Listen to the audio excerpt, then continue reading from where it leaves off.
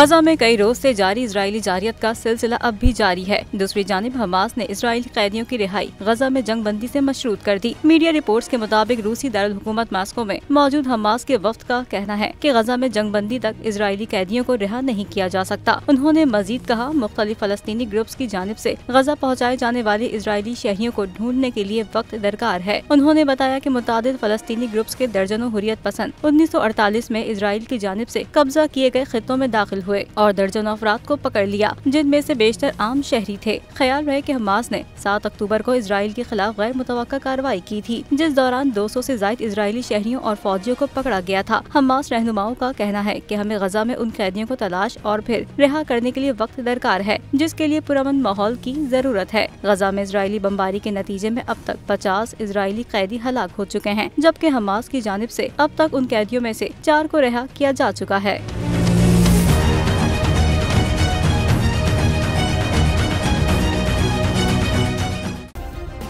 Subscribe करें और bell दबाएं ताकि कोई खबर रह न जाए।